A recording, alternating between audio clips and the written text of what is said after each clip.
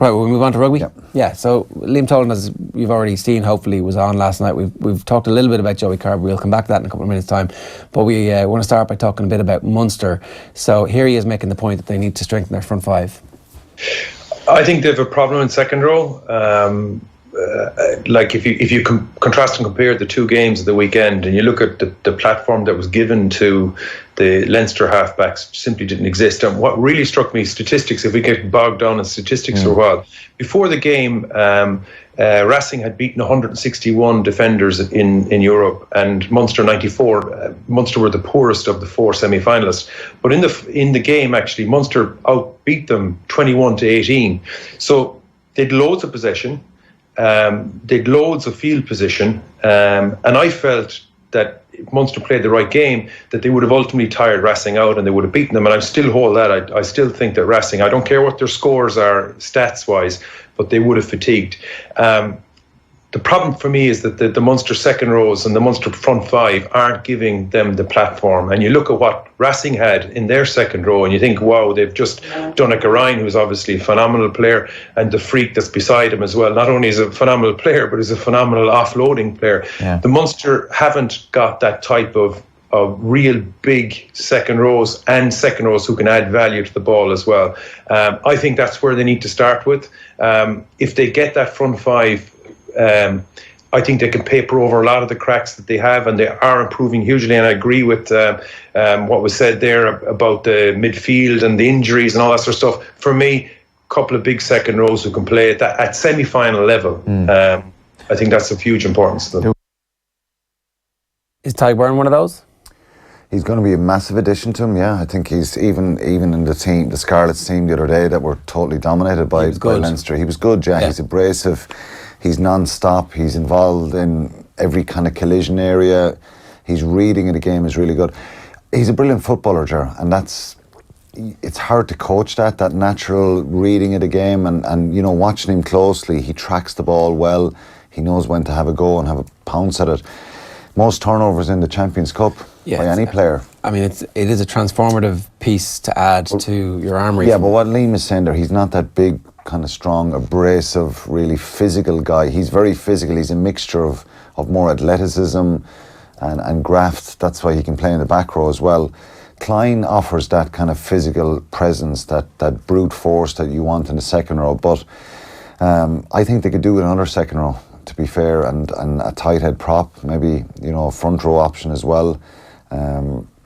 They have a good few back rows, plenty of options there, and a little bit more strength and depth and a bit more oomph, if you like. And it's not that you want to get rid of the players that are there. You want to actually build more depth, that when you have a European run and a Pro14 run, that you can mix and match well. And you're going to have 10 or 12 people injured at any one point, because that's what happens when you're playing. Yeah, and it's difficult for Munster when you look, there's 6 guys that are potential starters last week, probably would have played a major role. Taute, Farrell, Clote, Tommy O'Donnell, Tyler Blandell. There's probably 1 or 2 more that I'm forgetting. But, you know, you're taking 5, 6 guys who are potential starters. Fortunately, there's a couple of 3 of them overseas players, but that's just the nature of what it is at the moment, and that's where they were stretched a little bit, and having those options to maybe bring that depth in and that quality, because when you go to European semi-finals, even from a home quarter-final situation where they rode their luck, you go, it's a step up, it's another notch, it's another kind of, the pressure is ramping up at that level, and as we spoke about the factors, the altitude, the travel, they had 10 flights in 3 weeks. Before they went to South Africa, there was a couple of flights away from home as well. So it's a lot of travel. Yeah, you know yourself, it takes a day or two to get it out of you, and you've got to get back on the plane to go. I mean, it's only a trip to France and they're used to it at this stage, but like, this is the first year of the Pro14, so clubs have to get used to what that travel means and whether or not you just go out, and they couldn't sacrifice those games. Yeah, but maybe in retrospect, look, they had to go, and I think it was a good idea to kind of bring as many as they could. Or do you bring your first 15 home the week early? Like, you know, is there a way around it somehow the next time? I think the altitude in the second game, and Neil Francis in the Indo actually makes a good point that Cardiff were in a similar situation. It's something like 55-hour travel out to South Africa, where planes there was issues delayed, and there was strikes in airports, and you know, they had a horrendous journey out there, But they played at altitude first, and then they played down in Port Elizabeth in the second game. So there was a way at least to come back. And maybe there was a kind of, because there is a period of recovery after the altitude, that's scientifically proven, that it can affect you in individuals in different ways, that they'd have looked a lot fresher in their game against Po at home. But obviously, they have a home game. Yeah. If Munster were playing in Thomond Park, would they have got home to their own beds, a bit more rest? Yeah. So, you know, look, maybe it's only an excuse, but there has to be a reason sometimes, because I really thought, and their plan themselves would have been to start well. That it's always the plan in France, physically, maybe not in the scoreboard, but make an impact, be robust, be... They were so static. Everything was like... Yeah, it was just lacking that bit of energy, passive, wasn't it? And then you see their defence has been really good. They had conceded the least amount of tries in the Champions Cup before that. Yeah. And suddenly they're leaking 3 in the first half. Yeah. A lot of focus, obviously, on the Zebo decision. I mean, I don't think it's just retrospective that people think it was a bad idea. I think pre-game people thought, okay, so he was obviously good enough for him to be picked for the quarter-final. He goes off injured because he gets done in the first minute. He has got some game time in the meantime to prove his fitness again. He's also your record try scorer, joint record try scorer in Europe, and this is a big game. And like, the opposition think he's so good, they're signing him. So come on, stick him out there. I thought it was a brave, I said that last week, it was a brave call.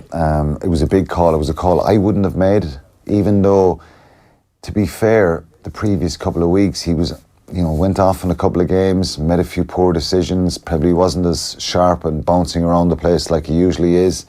It was based on form, and Wootton, to be fair, is full of energy, training well, playing well.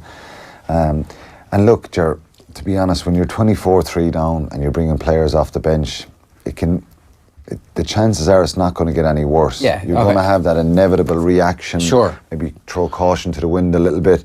But I would have started him, with that experience, with that quality, and you always try and start your best players, even if the form isn't the best going into it. Racing start games well. That's their hallmark. They score most of their tries in the first 20 minutes in the top 14 and in Europe. So they knew there was going to be... Because the teams in France, they rely on outstanding individual talent. They don't have the same amount of structure. There's a lot of stop-start situations in French rugby in the top 14. And the plan was go out, blow Munster away in 20 minutes, and obviously not stop playing. So start Simon Zebo for that, no? That's I thought he should have started. Just to make sure that I thought he should have started. But look, experience. His plan was to try and have some impact and experience coming off the bench. So maybe Johan van Graan thought that maybe 40, 50 minutes, 60 minutes, bringing him off the bench, bringing Reece Marshall, who's a real impact player, Copeland. And I thought there was a bit of impact ready to come off that bench before the game. So there was some merit in it, but I still would have started Zebo, and I said it here last week. Two things. What is the current situation in terms of the signings they need to make? Like, so Tyke Byrne is coming, but how many more players do they actually need before they're competitive? Should they have been in the market for somebody like, say, Jordy Murphy? Like, if you want to be at that level, I think there's a player available. Finances are an issue here as well, because it's just a reality, dealing with your budget and staying within the budget.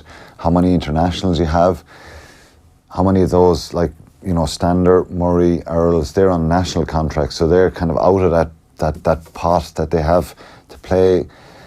Murphy's not on a national contract. I don't think Jordy Murphy's on a national contract, but he'd still be on a significant amount, probably that just a little bit below that. And so you as the club have to pay that if he's not. Yeah, you have to pay that. So it's a good kind of chunk of your budget. Whereas I'm not sure the timing, but Chris Cloete maybe was coming in. It's probably not cost them as much. They can afford that maybe. So it's a kind of a catch-22, going back to this conversation that has been had before about outside investment and maybe a bit of support from maybe from the RFU. And I know they have tried to support Munster's books in the last kind of 2 years as well. But having the ability to go out and just give a guy $500,000 a year. The way the story is always told is that the IRFU are bailing Munster out, but they're not. That's one of their properties, and so they're funding it as they should fund it, because without Munster they don't have players. There was more support given around the finances in the academy and stuff like that, but I think when someone like Jordy Murphy would have been a brilliant fit for Munster. Suddenly you have a 6, 7, 8 international, and Ireland's internationals, and like so Clute has been a great signing for them. But he's South African, and there's an Irish guy here that was up for grabs who were Munster even some? Do you think? I think they would have. Of course, they were in the market for him, but they couldn't afford him. Absolutely, yeah, and I don't think that that budget situation would have affected him, and they've got to manage and balance the books. And in an ideal world, you want to go out and just spend money and sign players, and not too many. But is there resentment in Munster at the fact that so many of the Leinster players are on central national contracts, which means that for all of the other advantages that Leinster have from the school system and being in Dublin and so a much bigger population, that the IRFU also are picking up the tab for more Leinster players, thereby giving Munster or giving Leinster more money? Most of them are on the Irish team, and if you're regulars on the Irish team, then you're in that position. So you've got Stander Murray, Earls, O'Mahony, you know, who else is there like on the team, you know what I mean? And to get him into that Irish contract situation, to take him off your books, if you like. So it's difficult. And, you know, that's kind of where they're at the moment. And you know, the big one that kind of keeps cropping up is the Donegal one. We're talking about Mo Salah going back to haunt Roma. Donegal Ryan came back to haunt Munster at the weekend because, you know, I know from playing with him, he's so good at you know, and he's learned so much from O'Connell. I'd like to say he's learned a bit from me and around the line out as well. But, you know, he's really intelligent and he puts a huge amount of work in front of the laptop, analysing. He was in here just after Christmas talking about in France, basically, he's watching every Pro14 game because, you know, it's like he's just there and he loves watching rugby and he loves seeing what they're doing. Like, and obviously has his giant rugby brain looking at everything going, ooh, that's interesting what they're doing. Might have a little bit of that. Yeah, and that's... Him and Ty Byrne would be a good second row. He would have been integral part of that win for Racing the other day. So the frustrations of maybe him going in that central contract, but you know, I believe he was offered a good contract anyway, and maybe that Donegal wanted to leave, so that's kind of been mirrored over a bit. But you know, that's just the reality of the market forces at the moment. Gone are the days unless you get you can maybe get one or two marquee guys, but having 4 or 5 marquee over signings is very, very difficult, and you have to balance the books more. Yeah. Okay, just want to show you this. This is a graphic from Roy O'Connor in the Irish Independent today. It's the interprovincial table over the last 5 seasons, and this is where the so there's a points there. Yeah, so Munster won in 16-17, Ulster won in 15-16, Munster won in 14-15. This year, though, it's not even close. Leinster have won all 5 of their interprovincial games. Connacht are second, Munster third, and Ulster actually joint on 8 points there, but with a pretty horrific points difference. I mean, Leinster obviously had an amazing season, but it just reinforces that point that, you know, the A-B team with Leinster is there's so much strength and depth there, and they, you know, a lot of the players in the so-called second team have played in these inter-pro games, and they're the ones who've got the results from. So it's particularly, you think of that one down at Christmas in St. Stephen's Day down in Limerick. There was a lot of, you know, guys who probably don't start in the Champions Cup playing that day, and they've. Is there an A and B team now in Leinster? No. It's hard to tell, isn't it? Yeah, they've a lot of depth there, and that's the key to having a good season, is having depth and having that ability to have a real competitive edge in training as well as the quality. Let's talk about this weekend's games then. Is there Connacht are talking up the possibility of having for the first time 3 wins in one season against their interprovincial rivals. It's John Muldoon's farewell to the sports ground. There's a lot of emotion around that. Leinster are coming down off a massive emotional high. Probably the best time you could get them. Leinster are already qualified, and yet there's a bunch of Leinster players who are like, I'm going to stick my hand up here now, because if I play a good game here and get potentially picked for the Champions Cup final, I could have 2 medals in 3 weeks. And that's what Leo Cullen will try. You want to try and compete. The challenge for him is creating that competitive environment, having everyone singing off the same hymn sheet, kind of contributing and pushing hard. So he'll challenge them to go and play Connacht this weekend and get a result and go to the sports ground and spoil the farewell for John Muldoon, who's been incredible it's phenomenal to think that a guy has stayed there so long, been so loyal. Over 300 games. Yeah, and 327 games for Connacht. It's phenomenal. Isn't it? Yeah, it's phenomenal. And to stay that loyal and to probably deal with a lot of kind of disappointment over the years, particularly in the earlier years where you're not getting results, you're fighting at the foot of the table, to winning it in 2016, to being the one that lifted that trophy. I think it was just a brilliant story for him. Yeah. And that emotional Saturday will be brilliant, and people want to give him a send off. But it's been a disappointing season for Connacht. You make no bones about that. They're going to finish sixth in Conference A. Not challenging for playoffs, not going to be Europe as well.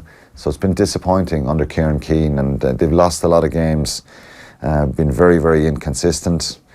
You know, they've won 6, lost 14. It's not great. It's not a good return. No. So a lot of them are one-score games. Like there has been a proper transitional period, and I think it's inevitable after somebody who had such cult-like success as Pat Lam had, that there's going to be absolutely. a natural drop. It's been difficult for Kieran Keane to adapt himself, probably from, you know, with respect, working with maybe 10, 12, 15 All Blacks in a squad and the Chiefs squad that he's come from, to kind of taking that transition from Pat Lam.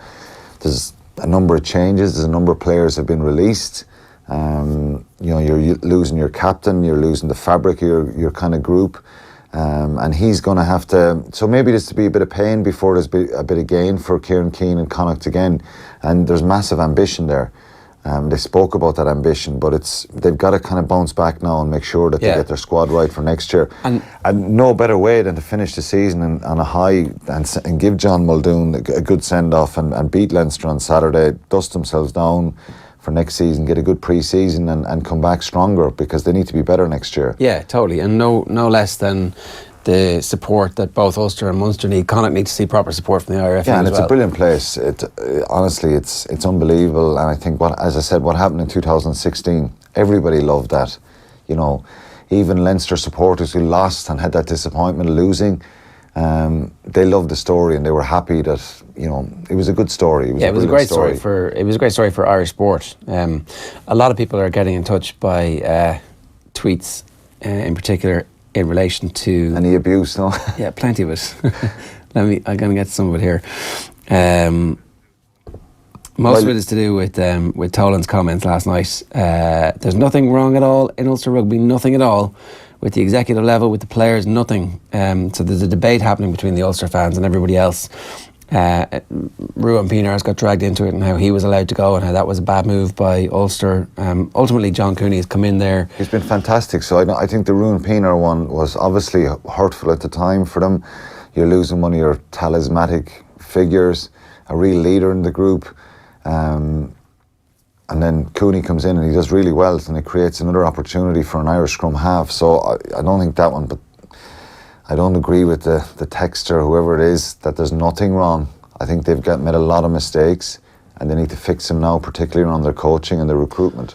One last point on Joey Carbery, because we talked about it a little bit earlier on. If you missed that, you can scroll back and see it when the show's over.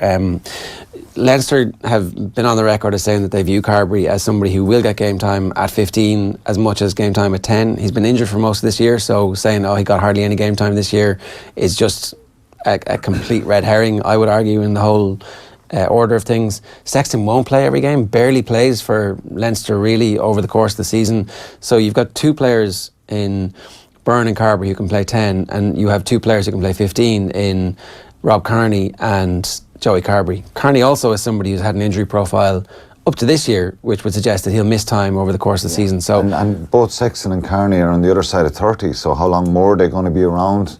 But you think from Leinster's point of view, Carbery and Sexton are going to be gone a lot over the next kind of 18 months. And what do you want Leo Cullen, Stuart Lancaster to do? So let Ross Byrne go and have nothing, or like Harry Byrne, his brother is coming through, and Kearney is sensational as well. Yeah, but so he needs time to blood and to understand exactly what it's like. Play at that level and mature and grow. So they're in a bit of a situation where they should be digging their heels in. From the practical point of view, you want these guys all kind of playing matches and playing regular games and really developing, because that is the fear that if Sexton was out for a period of time and Joe Schmidt is to go forward with him, or even Leinster's to go forward at that top end, you know, getting some of that exposure and that regular game time. But look, they're incredible talents. I think Ross Byrne has just improved so much as well. So calm and composed. He's a brilliant player. Yeah. And I think any of the provinces, not just the provinces, would love to have either a Carbery or a Byrne. Yeah. No, for sure. All right, well, that one is going to continue to run until it gets killed stone dead. But certainly the timing of the whole conversation in the midst of the season hasn't been, it's just been a bit weird by the IRFU to, in the middle of Leinster's like busiest period, just before 2 big Champions Cup games, for this to be a story that they're talking about in every press conference. Somebody in there is not handling their PR very well.